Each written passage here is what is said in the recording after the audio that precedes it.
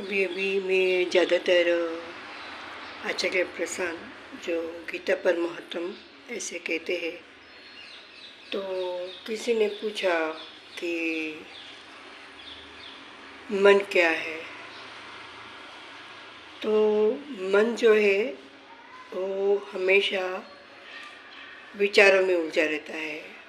और किसी ने ये भी पूछा कि मंत्र जप करने से क्या लाभ होता है। तो मंत्र भी ऐसे तो कहते हैं शब्द है ना, जैसे ओम है तो अ ओ म।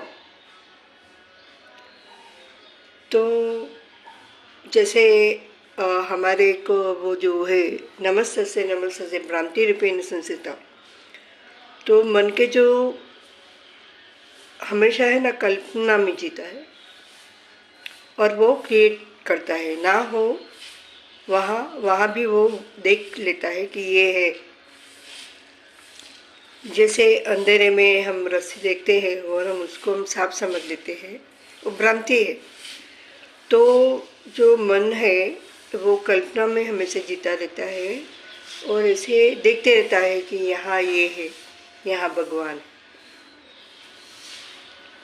वो जो मर्म है, हम जो क्या कहना चाहते हैं वो पॉइंट आउट करना है। तो हम सोचते हैं कि भाव रखते हैं कि ये मंत्र से मुझे ये लाभ होगा या ये मंत्र करने से मुझे भगवान के दर्शन हो जाएंगे। तो ये जो सब है वो हमारी ही कल्पना है, अथार्य नहीं होता है। जो हम कल्पना करते हैं वही हमको दिखाई देता है।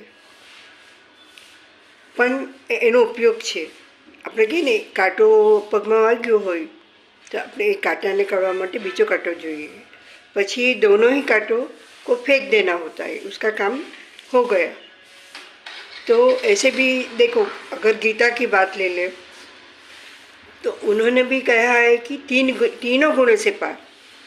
जो परम चैतन्य है वो सत्व भी नहीं, रज भी नहीं और तमो भी नहीं, तीन गुण से पार।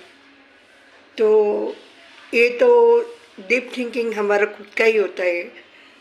जैसे मनसा मन आलोक्य, मनથી જ મનને જોવાનું છે તો સ્વયં આત્મા પ્રકાશતે, તો એની જાતે જ ચેતનાનું બિંદુ એક નવું ઉત્પન્ન થાય છે અને એનું અસ્તિત્વ છે।